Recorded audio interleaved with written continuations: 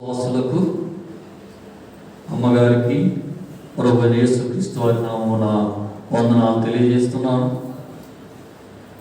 శ్రమల కాల ధ్యానంలో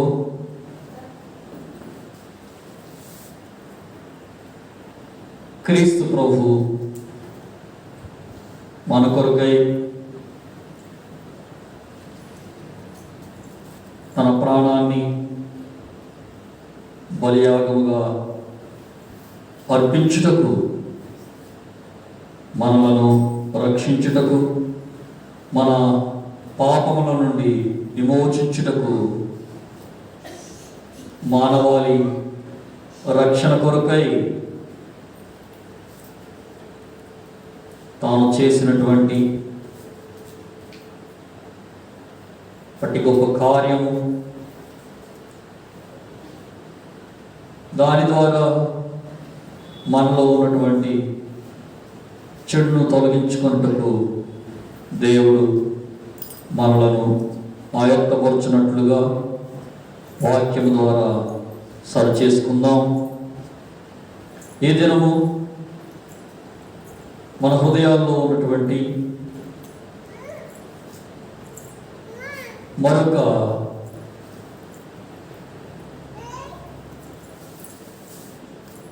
చెడును, మరి యొక్క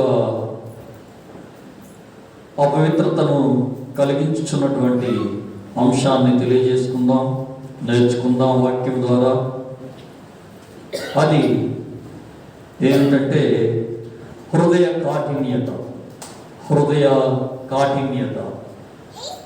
ఇర్మియా గ్రంథము 7వ అధ్యాయము, ఇర్మియా గ్రంథము 7వ అధ్యాయము 23 నుంచి 26వ వచనం వరకు ఉన్న వాక్య భాగాన్ని చదువుకుందాం. ఇర్మియా గ్రంథము 7వ అధ్యాయము 23 నుంచి. ఏదనగా నా మాటలు మీరు అంగీకరించిన ఎడల నేను మీకు దేవుడునై యుందును, మీరు నాకు జనులై యుందురు. మీకు క్షేమం కలుగునట్లు నేను మీకు ఆజ్ఞాపించుచున్న మార్గమంతటి యందు మీరు నడుచుకొనుడి. అయితే వారు వినకపోయి చెవియొక్కకుండిరి, ముందుకు సాగక వెనుకదీయచ్చు తమ ఆలోచనలను బట్టి తమ దుష్ట హృదయ కాఠిన్యమును అనుసరించి నడుచుతూ వచ్చిరి. మీ పితరులు ఐగుప్తు దేశములో నుండి నేటి వరకు మీరు వెనుకదీయచ్చు వచ్చిన వారే. నేను అనుదినము పెందలకడ లేచి ప్రవక్తలైన నా సేవకులందరినీ మీ వద్దకు పంపుచూ వచ్చి తిని, వారు నా మాట వెనుకయున్నారు, చెవియొక్కయున్నారు, తమ మెడను వంచక మనస్సును కఠినపరుచుకొనుచున్నారు. వారు తమ ఇతరుల కంటే మరి దుష్టులై. పరిశుద్ధుడు అయిన దేవా, నాయన, ఈ రాత్రికాల సమయంలో హృదయ కాఠిన్యతల గురించి ఈ వాక్యం ద్వారా మాతో మాట్లాడమని యేసు పరిశుద్ధ నామమున ప్రార్థిస్తున్నాం తండ్రి. ఆమేన్. ప్రియ విశ్వాసులారా, ఇశ్రాయేలు ప్రజల గురించి ప్రవక్త అయినటువంటి ఇర్మియా ద్వారా ఇశ్రాయేలు దేవుడు యెహోవా మాట్లాడుతున్నటువంటి మాట ఏమంటున్నాడంటే, నా మాటలు మీరు అంగీకరించిన యెడల నేను మీకు దేవుడనై యుందును, మీరు నాకు జనులై ఉంటారు, ప్రజలై ఉంటారు, బిడ్డలై ఉంటారు. మీకు క్షేమం కలుగునట్లుగా, మీకు అభివృద్ధి కలుగునట్లుగా, మీరు దీవింపబడినట్లుగా, మీరు ఆశీర్వదింపబడినట్లుగా నేను మీకు ఆజ్ఞాపించుచున్న మార్గములంతటి యందు మీరు నడుచుకోండి. అయితే మీరు నా మాట వినటం లేదు, నా మాటలకు చెవి ఒక్కటం లేదు. మీరేం చేస్తున్నారంటే మీ యొక్క ఆలోచన బట్టి హృదయ కాఠిన్యమును అనుసరించి నడుచుతూ వచ్చేది. హృదయ కాఠిన్యం. మాటలు చూస్తే ఎంతో మృదువుగా ఉంటాయి. హృదయం చూస్తే అది ఎలా ఉంటుందంటే బండరాయి లాంటి హృదయం. మాటలు చూస్తే తేనె కంటే నునుపుగా ఉంటాయి. హృదయం చూస్తే ఎలా ఉంటుందంటే అది చేదు విషముతో నిండు. హృదయ కాఠిన్యత. ఎంత చెప్పినా, ఎన్ని చెప్పినా, ఎన్నిసార్లు దేవుని వాక్యం వినిపిస్తున్నా దానికి చెవి యొక్కక కనీసం దాన్ని వినాలనేటువంటి ఆశ కూడా కలిగి ఉండలేనటువంటి జీవితాలను జీవిస్తున్నారు ఇశ్రాయేలు ప్రజలు.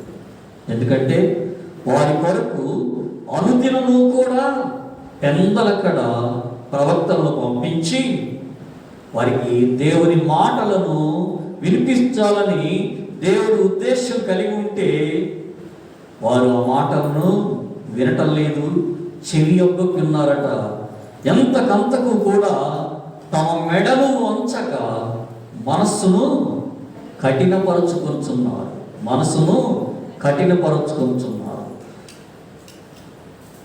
మనసు కఠినమైపోతే ఎంతటి విశ్వాసికైనా, ఎంతటి భక్తిపరునికైనా హృదయంలో కాఠిన్యత అనేది ఏదో ఒక విషయంలో కలుగుతానే ఉంటుంది. అది ఎవరు కలుగజేస్తారనంటే మనంతట మనము సాతానికి అవకాశం ఇచ్చి ఆ హృదయ కాఠిన్యతను మనము కలిగించుకుంటున్నాం. దేవుని వాక్యము వినిపిస్తుంది అనుకోండి, ఆలకించాలనేటువంటి మనసు లేకపోవడమే హృదయ కాఠిన్యత. దేవుని వాక్యము నీ గృహంలో వివిధ మాధ్యమాల ద్వారా వస్తుందనుకోండి, దానిని వినలేకపోవడమే హృదయ కాఠిన్యత. ఆనాడైతే ఇశ్రాయేలు ప్రజలకు తన ప్రవక్తల ద్వారా దేవుడు పంపించి పలు రీతుల్లో వివిధ రకాలుగా మాట్లాడారు దేవుడు. ఇప్పుడైతే వివిధ రకాలైనటువంటి ప్రసార మాధ్యమాల ద్వారా దేవుడిచ్చిన జ్ఞానాన్ని బట్టి మనకు చదువు వచ్చినా రాకపోయినా వినగలిగే రీతిలో దేవుని వాక్యం మనకి అంతటా కూడా వెల్లడవుతుంది. అయినా ఏ ఏ విషయాలకు మనం ప్రాధాన్యత ఇస్తున్నామో మరి మన అంతరంగానికి తెలుసు, మన మనస్సాక్షికి తెలుసు, మన హృదయానికి తెలుసు.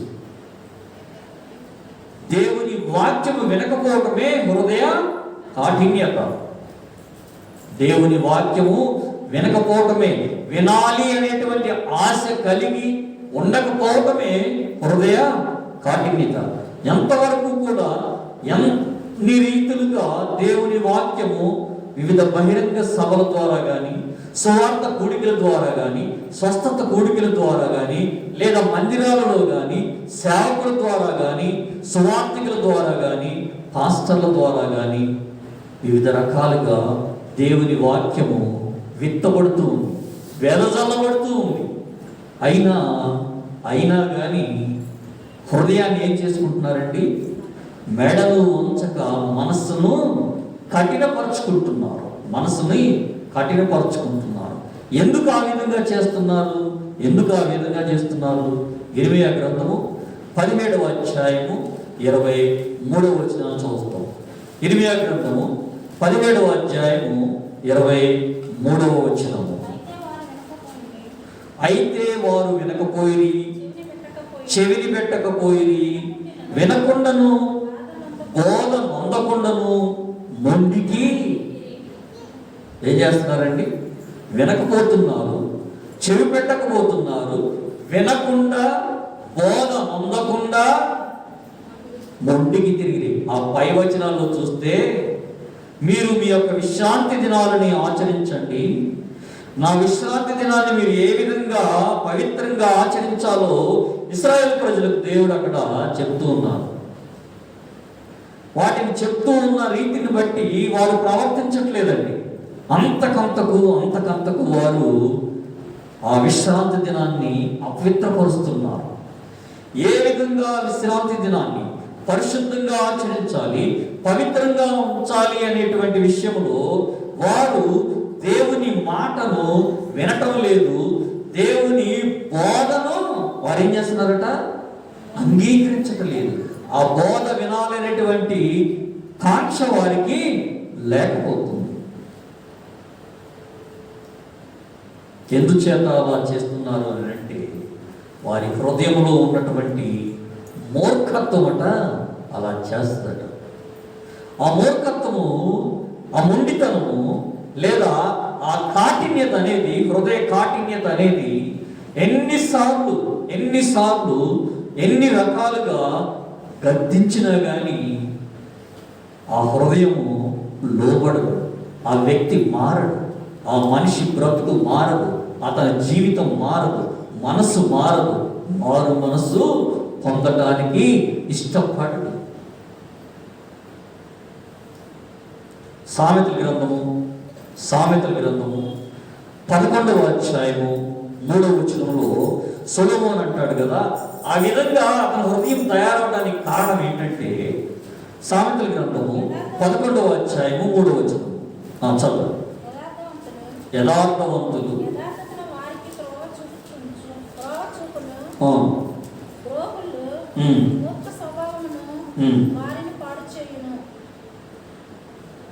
యథార్థవంతుల యథార్థత వారికి త్రోవ చూపించును, ద్రోహుల మూర్ఖ స్వభావము వారిని ఏర్పాటు చేస్తుందండి.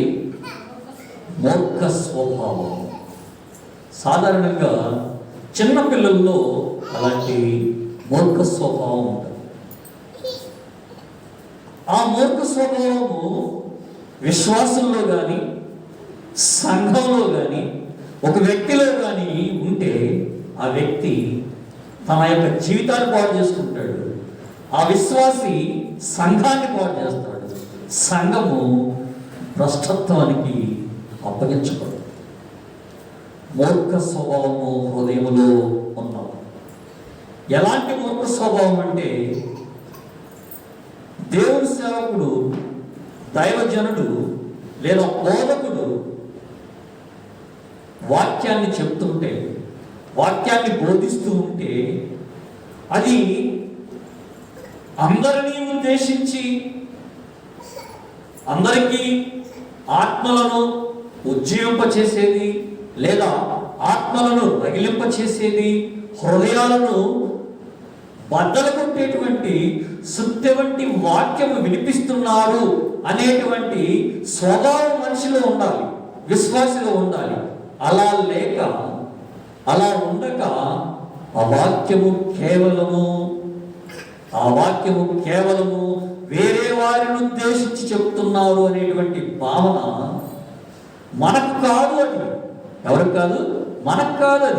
అది వేరే వాళ్ళని ఉద్దేశించి చెప్తున్నటువంటి బోధ మనకు అవసరం కాదు. ఎందుకంటే మనము గొప్ప విశ్వాసము అనేటువంటి భావన, మూర్ఖ స్వభావము, మొండితనము ఏం చేస్తుందండి? వారిని పాడు చేస్తుంది. దేవుని మాట బుద్ధి చెప్తుంది. దేవుని మాట, దేవుని వాక్కు గద్దిస్తుంది. తిమోతి పత్రికలు అంటాడు కదా, ఏమంటాడు? ఉపదేశించుటకును, బుద్ధి చెప్పుటకును, ఖండించుటకు, ఇవన్నీ కూడా చేయాలి వాక్యం అని. ఆ రీతిలో చెప్తున్నప్పుడు నీవు నీ హృదయాన్ని సరి చేసుకోవాలి, మన బ్రతుకును మార్చుకోవాలి. చూడండి, వాక్యం చెప్తున్నటువంటిది ఏ రీతిగా ఉందో తిమోతికి రాసినటువంటి మొదటి పత్రిక, తిమోతికి రాసినటువంటి మొదటి పత్రిక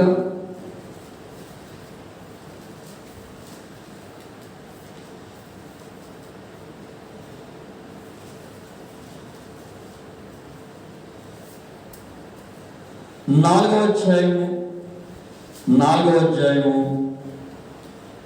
13వ వచనం చూద్దాం. నేను వచ్చే వరకు హెచ్చరించుట యందును బోధించుట యందును జాగ్రత్తగా ఉన్నాం. దేని విషయంలోనండి? చదువుట యందు, అనగా వాక్యం చదువుట యందు, బోధించుటయందు హెచ్చరించుటయందు జాగ్రత్తగా ఉండు. అదే తిమోతికి రాసినటువంటి 2వ పత్రిక 3వ అధ్యాయము 16-17 వచనాల్లో చూడండి. తిమోతికి రాసిన 2వ పత్రిక 3వ అధ్యాయము 16-17 వచనాలు.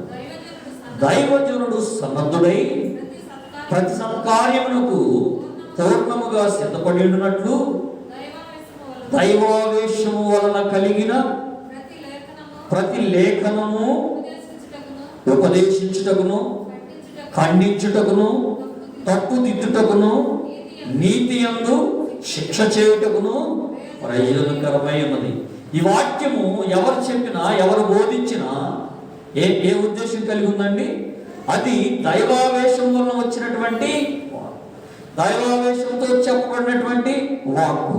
అది ఉపదేశించడానికి, ఖండించడానికి, తప్పు సరి చేసుకోవడానికి, నీతి యందు శిక్ష చేయడానికి ప్రయోజనకరమైనటువంటి వాక్యం బోధిస్తూ ఉంటే దానిని మనము స్వీకరించాలి, మన హృదయంలో దానిని అంగీకరించాలి.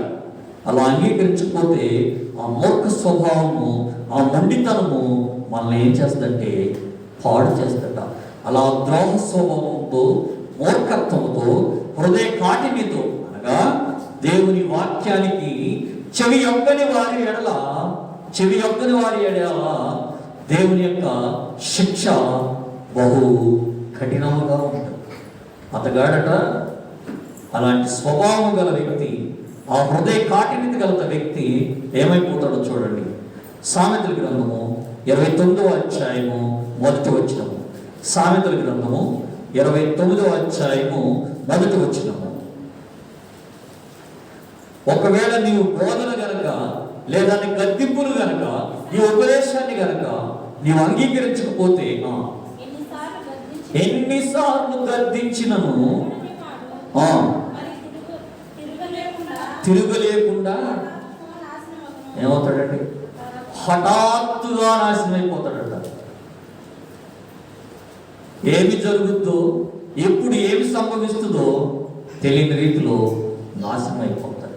అరే, నిన్నటి వరకు బాగానే ఉన్నాడే, నిన్నటి వరకు మనతో బాగానే కలిసి ఉన్నాడే, అరే ఇందటి వరకు కూడా మనతో చక్కగా నవ్వుతూ తుళ్ళుతూ మాటలు చెప్పాడే, ఇంతలోనే అంత జరిగిపోయిందా? ఆ రీతిలో ఉంటుంది ఒక వ్యక్తి యొక్క జీవితాన్ని పరిశీలిస్తే. మనం దేవుడు హెచ్చరిస్తుంటే, తన సేవకుల ద్వారా నీకు వాక్యాన్ని వినిపిస్తుంటే, ఆయన మాటలు నీకు వినబడుతుంటే, నువ్వు చెవులు మూసుకుని హృదయాన్ని కఠినపరుచుకుని మనసును మరింతగా కఠినపరుచుకొచ్చు దేవుని వాక్యానికి లోబడకపోతే శారీరకంగా మరణము తప్పదు, ఆధ్యాత్మికంగా పతనము తప్పదు. బైబిల్లో ఒక దైవజనుని బిడ్డలు దేవుని మాటను లెక్క చేయక, దేవుని మాటకు లోబడక, దేవుని మాటను బోధిస్తున్నటువంటి తండ్రి యొక్క మాటలను వినక హఠాత్తుగా ఒకేసారి చనిపోయారు. సమూయేలు గ్రంథం 1వ గ్రంథము 2వ అధ్యాయము, సమూయేలు 1వ గ్రంథము 2వ అధ్యాయము 25వ వచనంలో ఆ వ్యక్తులు ఎవరో మనకు కనపడుతూ ఉంటుంది. సమూయేలు 1వ గ్రంథము 2వ అధ్యాయము 25వ వచనం చదువుతాం. సమూయేలు 1వ గ్రంథము 2వ అధ్యాయము 25వ వచనము. నరునికి నరుడు తప్పు చేసిన ఎడల దేవుడు విమర్శ చేయును గాని, ఎవరైనా యెహోవా విషయములో పాపము చేసిన ఎడల వాని కొరకు ఎవడు విజ్ఞాపనం చేయును అని. అయితే యెహోవా వారిని చంపదలచి ఉండెను కనుక తమ తండ్రి యొక్క మొర్రను, ఎవరండి? ఏలి యొక్క కుమారుడు, యాజకుడైన ఏలి. ఏలి ఎవరంటే హన్నమ్మ గారు తెలుసు కదా.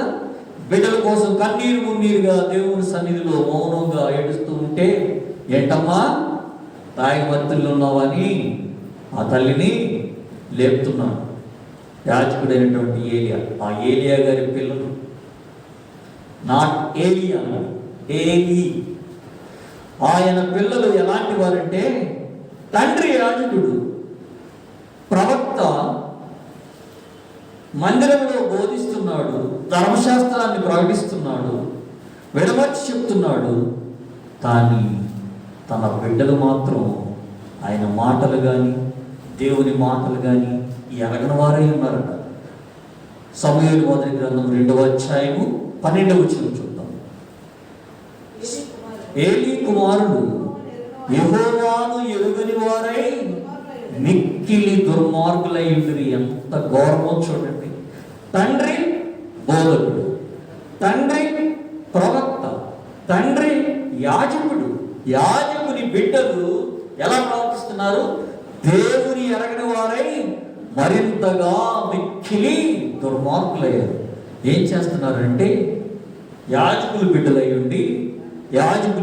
ఉండి వారు బలిపీఠము వద్దకు వచ్చినటువంటి పవిత్రపరచబడేటువంటి ఆ బలి పశువుల యొక్క మాంసాన్ని వారు తమ ఇష్టానుసారంగా తమకు నచ్చిన రీతిలో, అనగా ఏ రీతిగా ధర్మశాస్త్రము ఆ బలిపీఠం మీద బలి పశువును వధించాలి అని చెప్పబడినదో ఆ రీతిగా చేయకుండా వారు తమకు నచ్చిన రీతిలో, తమకిష్టమైనటువంటి రీతిలో, ఒకవేళ ఒక వ్యక్తి దేనినైనా ఒక జంతువుని తీసుకొస్తే ముందుగా వారే దానిని తీసుకుంటున్నారట. నీవు నేను ఎవరికి అర్పించాలని తీసుకొస్తున్నాం? దేవునికి అర్పించాలని తీసుకొస్తున్నాం. యాజకుని బిడ్డలు ఏం చేస్తున్నారు తెలుసండి? దేవుని కంటే ముందుగానే వారే దానిని వారి ఆహారంగా తీసుకుంటున్నారు. అలా చెయ్యాలి అని చెప్పి మళ్ళా వారిని హెచ్చరిస్తున్నారు. మేము చెప్తున్నాం, ఎవరు బిడ్డలు? యాజకుని బిడ్డలు, పాస్టర్ గారి పిల్లలు, బోధకుని పిల్లలు. మేము చెప్పినప్పుడు మీరు చేయాలి, అంతేగాని మీరు చెప్పినట్టు మేము చేయటం కాదు. వారు చేసిన పాపము, ఆ నైవేద్యం విషయంలో వారు చేసినటువంటి రీతిని బట్టి, అనగా అర్పించవలసిన రీతిలో అర్పణను అక్కడ అర్పించటం లేదు, ప్రార్థించవలసిన రీతిలో నీవు ప్రార్థించటం లేదు, వాక్యానికి ఇవ్వవలసిన ప్రాముఖ్యతను నీ జీవితంలో నా జీవితంలో మనం ఇవ్వటం లేదు, స్తుతి ఆరాధనకు మన వ్యక్తిగత జీవితంలో మనం ఇవ్వవలసినటువంటి ప్రాముఖ్యతను ప్రాధాన్యతను మనం ఇవ్వటం లేదు. మనకు నచ్చిన రీతిలో, మనకిష్టమైనటువంటి రీతిలో, మనం మెచ్చుకున్న రీతిలో మనం మన ఆరాధన చేస్తున్నాం. మన ప్రార్థన రీతిగా ఉంటుంది, మన బోధ రీతిగా ఉంటుంది, మన జీవితం, మన విశ్వాసం ఆ రీతిగా ఉంటుంది. అక్కడ అర్పణకు తెచ్చిన వారిని వారు చేసినటువంటి కార్యమును బట్టి చూడండి. 17వ వచనం, సమూయేలు గ్రంథము, మొదటి సమూయేలు గ్రంథము 2వ అధ్యాయం 17వ వచనంలో, అందువలన జనులు యెహోవాకు నైవేద్యము చేయుటయందు అసహ్యపడుటకు ఆ యవ్వనులు కారణమైంది కనుక వారి పాపము యెహోవా సన్నిధిని బహు గొప్పదైన. ఎందువల్ల? వారి హృదయంలో ఉన్నటువంటి మూర్ఖత్వము, వారి హృదయంలో ఉన్నటువంటి కఠినత్వము, వారి హృదయంలో ఉన్నటువంటి మొండితనం. తండ్రి బోధ చేస్తుంటే, తండ్రి ఇశ్రాయేలు ప్రజలకు ధర్మశాస్త్రాన్ని బోధిస్తుంటే వారు ఆ బోధను వినని వారిలాగా వ్యవహరించారండి, ఎరగని వారిలాగా ఉన్నారండి. ధర్మశాస్త్రం అంటే ఏంటో తెలియని వ్యక్తులు చేసిన రీతిలో వారు చేసి చివరికి ఆ ఇశ్రాయేలు ప్రజలు నైవేద్యం చేయటానికి కూడా, ఆ బలిని అర్పించడానికి, ఆ ధూపార్తిని అర్పించడానికి కూడా వారికి ఏం కలిగిందట? అసత్యం. ఆ రీతిలో వారు చూడండి.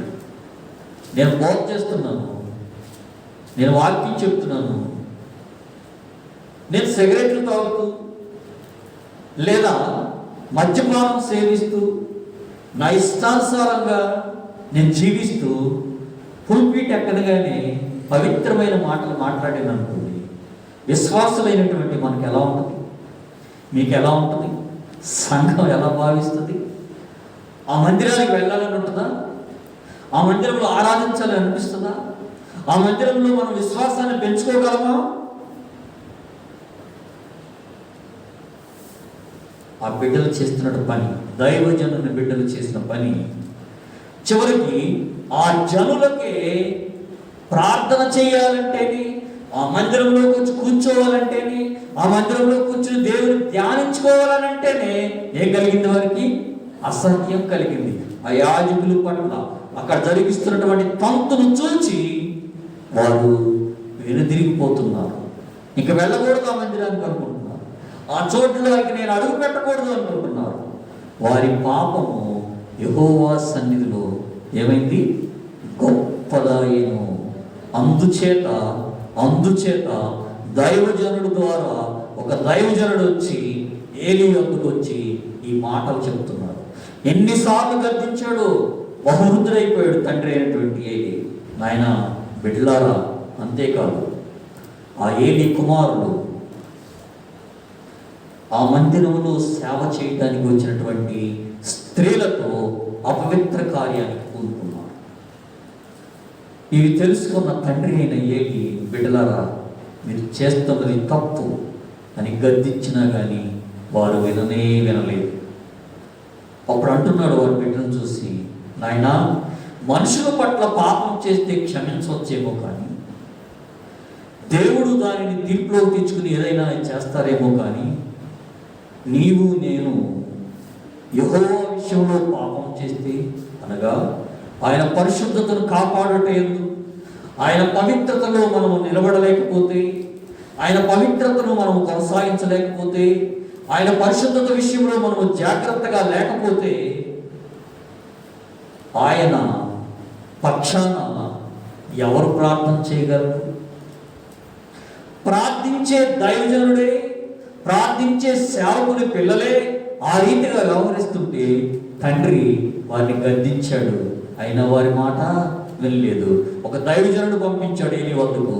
పంపించి ఒకే రోజున ఏలీ, నీకు కలగబోయే శిక్ష 33వ వచనం చూద్దాం. ఏలీతో దైవజనుడు అంటున్నటువంటి మాట సమూయేలు మొదటి గ్రంథం 2వ అధ్యాయము 33వ వచనం. నా బలిపీఠము వద్ద ఎవరు ఉండకుండా నేనందరినీ నశింపచేయక విడిచివాడను కనుక అది నీ కన్నులు క్షీణించుటకును నీవు దుఃఖము చేత క్షయమగుటకును సాధనమగును. నీ సంతానపు వారందరూ వయఃకాలమందు మరణమవుతురు. నీ 2 కుమారులైన హోఫ్నీకిని ఫీనెహాసును సంభవించునని నేను చెప్పిన దానికి నీకు సూచనగా. ఏ కాలంలో చనిపోతారు? మంచి యౌవన కాలం. దేవుని యొక్క ఉగ్రత ఒకేసారి తనకు కలిగినటువంటి 2 బిడ్డలు చనిపోతారని దైవజనుడి ద్వారా ఏలీకి దేవుడు హెచ్చరికను పంపించారు. ఆ సంఘటన ఒకే రోజున ఒకే సమయంలో 2 మరణిస్తారని చెప్పినటువంటి ఆ వాక్కు ఎప్పుడు నెరవేరిందంటే, ఫిలిష్తీయులు ఇశ్రాయేలు మీద దండెత్తి వచ్చి వారి మాంసాన్ని వారి వద్దకు తీసుకొని పోయారు. ఏనాడు జరగని ఇశ్రాయేలులో ఉండవలసినటువంటి దేవుని మందసము ఫిలిష్తీయుల వద్దకు చేరింది. ఫిలిష్తీయులకు ఇశ్రాయేలుకు మధ్య జరిగినటువంటి యుద్ధంలో వారిద్దరూ ఒకేసారి చనిపోయారు. సమూయేలు మొదటి గ్రంథము 4వ అధ్యాయము 11వ వచనము. సమూయేలు మొదటి గ్రంథము 4వ అధ్యాయము 11వ వచనము. మరియు దేవుని మందసము పట్టబడెను. అది కాకను హోఫ్నీ ఫీనెహాసులను ఏలీ యొక్క 2 కుమారులు ఒకే రోజు ఫిలిష్తీయులు యుద్ధం చేస్తే ఇశ్రాయేలీయులు ఓడిపోయి అందరూ పరిగెత్తుకుని డేరాలకు పరిగెత్తిపోయారు. చచ్చిన వారు ఎంతమందో తెలుసండి? 30,000 మంది చనిపోయారు. ఎక్కడైనా కానీ ఇశ్రాయేలుకు ఎదురు లేదు. దేవుడు వారికి తోడుగా ఉండి ప్రతి విషయంలోనూ విజయమే అనుగ్రహింపచేశారు. కానీ ఈ విశ్వాసులారా, యాజకుడైన ఏలీ బిడ్డలు చేసినటువంటి పాపము ఆ జనులకు శిక్షణకు గురి చేసింది. అంతేకాదు, దేవుని మందసము పట్టబడింది. ఫిలిష్తీయుల యుద్ధములో, ఆ యుద్ధములో ఒకే రోజున 30,000 మంది కాల్వలము కూలిపోయి సైన్యం. అంతేకాదు, ఆనాడు దైవజనుడు ఏ మాట అయితే చెప్పాడో ఏలీకి, ఒకే రోజున యౌవన కాలంలో నీ బిడ్డలిద్దరూ చనిపోతారయ్యా, నీ సంతానం మిగలదయ్యా అని హెచ్చరిక పంపారు. అది ఆ యుద్ధంలో జరిగింది. హోఫ్ని, ఫినెహసులు అను ఏలీ యొక్క 2 కుమారులు చనిపోయారు. అంతట శిక్షకు కారణం వారి యొక్క హృదయ కాఠిన్యత. ఏమి హృదయ కాఠిన్యత? దేవుని వాక్కును వారు వినకపోవడం. దేవుని వాక్కును ప్రకటిస్తున్న దైవజనుడైనటువంటి ఏలీ కుమారులు ఆ వాక్కులను వారు ఏం చేశారండి? వారి హృదయములో దానిని స్థానమివ్వాల, వారి హృదయములో వాక్యానికి చోటివ్వాల, వారి హృదయంలో దేవునికి చోటివ్వాల. దేవుని బిడ్డలే, దేవుని విశ్వాసాలుగా జీవిస్తున్న వారిని ఎలాంటి ప్రాధాన్యత ఇస్తున్నాం? ఎంత ప్రాధాన్యత ఇస్తున్నాం? దేవుడు అలాంటి హృదయాలను అంగీకరించాడు. ఏం కావాలంటున్నాడంటే, భక్తుడైన దావీదు అంటున్నాడు 51వ కీర్తనలో, విరిగి నలిగిన హృదయమును నీవు అలక్ష్య చేయవు, విరిగిన మనస్సే దేవునికి ఇష్టమైన బలులు. దేవా, విరిగి నలిగిన హృదయమును నీవు అలక్ష్యం చేయవు. మనలో ఏముందో? కఠినత్వము కలిగిన హృదయం ఉందా? నలిగిన హృదయం కలిగి ఉన్నామా? విరిగిన మనస్సే దేవునికి ఇష్టమైనది.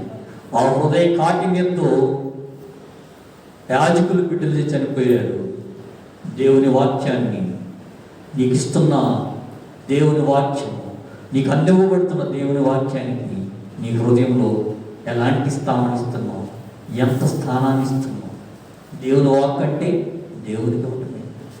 దేవుని వాక్యాన్ని వింటున్నావు అంటే దేవుడు నీతో మాట్లాడుతున్నాడు. నువ్వు నిర్లక్ష్యం చేస్తున్నావా? నీలో విరిగిన మనసు కలిగి ఉందా? నలిగిన హృదయం నీలో కలిగి ఉందా? నలిగిన హృదయాన్ని ఆయన ఎన్నడూ కూడా లక్ష్య పెట్టడు. ఆయన అంటాడు కదా, మత్తయి సువార్తలో ఆయన అంటున్నటువంటి మాట 5వ అధ్యాయము 19వ వచనం. మత్తయి సువార్త 5వ అధ్యాయము 19వ వచనం. నా మాటలు విని వాటిని గాయకుడు వాడు. మత్తయి సువార్త 5వ అధ్యాయము 19వ వచనము. కాబట్టి ఈ ఆజ్ఞలలో మిగుల అల్పమైన ఒక దానినైనను మీరి మనుషులకు అలాగన చేయ బోధించువాడెవడో వాడు పరలోక రాజ్యములో మిగుల అల్పుడు అనబడును. అయితే వాటిని గైకొని బోధించువాడెవడో వాడు పరలోక రాజ్యములో. దేవుని మాటలు విని వాటిని గైకొని వాటిని బోధించేవాడెవడో వాడు పరలోక రాజ్యంలో చేరతాడట. లూకాసు వార్త 11వ అధ్యాయము, లూకాసు వార్త 11వ అధ్యాయము 28వ వచనం చూద్దాం. అదే మాట మరలా ఇక్కడ యేసు ప్రభువు చెప్తున్నారు. చూడండి, అవును గాని దేవుని వాక్యం విని దానిని గైకొనువారు మరింత ధన్యులు. అలా ధన్యులు అవుదామా? లేదా హృదయ కాఠిన్యతను అలాగే ఉంచుకొని దేవుని వాక్యానికి చోటు ఇవ్వక, దేవుని వాక్కును వినడానికి నువ్వు ఇష్టపడక, ఆనాడు ప్రవక్తలు చెప్పినా వినలేదు, ఈనాడు సేవకులు చెప్తున్నారు, బోధకులు చెప్తున్నారు, రకరకాలుగా నీ ఇంట్లోకి వాక్యం వస్తుంది. నువ్వు దానిని ఏ రీతిగా ప్రతిస్పందిస్తున్నావు? ఏ రీతిగా దాన్ని స్వీకరిస్తున్నావు? నలిగిన హృదయంతో స్వీకరిస్తున్నావా? విరిగిన మనసుతో దేవుని వాక్యాన్ని అంగీకరిస్తున్నావా? వాక్యము విని దానిని గైకొను వారు మరిగా ధన్యులు, పరలోక రాజ్యములో వారు చేర్చబడతారు. యోహాను సువార్తలో అంటున్నాడు, ఎవడు నా మాటలు విని వాటిని గైకొన్నో వాడు నాకు స్నేహితుడగును అంటు. యోహాను సువార్త 15వ అధ్యాయము యోహాను సువార్త 15వ అధ్యాయం.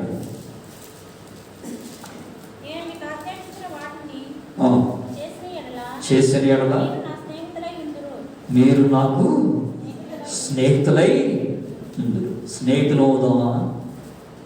హోప్ని ఫీనిహెస్ లాగా ఆధ్యాత్మిక మరణంలో, నిత్య నరకాగ్నిలో, అగ్నిగుండంలో నిత్యము దహించబడతాము. నీ చేతిలో ఉంది ఆ విషయం. నీ చేతిలో ఉంది నీ జీవితం. నీ చేతిలో ఉంది. నువ్వు రక్షణ పొందుతావు, రక్షణ మార్గంలో నడుస్తావా? రక్షణ మార్గంలో ఉంటూ కూడా ఒకవేళ హృదయ కాటి మీద, అనగా దేవుని వాక్యాన్ని వినటంలో కానీ, దేవుని వాక్యాన్ని విని దానిని గైకొనటంలో కానీ ఎలాంటి స్థితి నీలో ఉందో నాలో ఉందో పరిశీలన చేసుకుందాం. హఠాత్తుగా పాడైపోయేటువంటి ఆ శిక్ష నుండి దేవుడు మనం తప్పించడానికి తన కుమారుని లోకానికి పంపించారు. ఆయన శరీరధారిగా శిల్వధారి అయి ప్రాణాన్ని అర్పించారు. ఆ ప్రాణం బలియాగాన్ని గుర్తిద్దామా? దాన్ని స్వీకరించే విరిగిన మనస్సు, నలిగిన హృదయము మనం కలిగి ఉన్నామా? పరిశోధన చేసుకుందాం. దేవా, నాలో నీ వాక్యానికి చోటు ఇవ్వలేకపోతున్నానేమో, నా హృదయంలో నీకు తగినంతటువంటి స్థానాన్ని ఇవ్వలేకపోతున్నాను, దయతో నన్ను క్షమించు ప్రభు అని ఈ రాత్రికాల సమయంలో ఈ హృదయాన్ని దేవునికి అర్పిస్తే దేవుడు నీ హృదయ కాఠిన్యతను తొలగిస్తాడు. అట్టి కృప దేవుడు మనకు అనుగ్రహింపు చేయగాక. దేవుడు ఈ వాక్యమును తన వినికిడిలో మన పట్ల దీవించునుగాక. ఆమేన్. యేసు రక్తమే జయం, ప్రభు యేసు రక్తమునకే జయం, సిలువ రక్తమే జయం. సాతానుకు సర్వనాశనం కలుగునుగాక. ప్రభు యేసు నామమునకే విజయం కలుగునుగాక. ఆమేన్. దేవుడు మనలను ఆశీర్వదించి కరుణించునుగాక.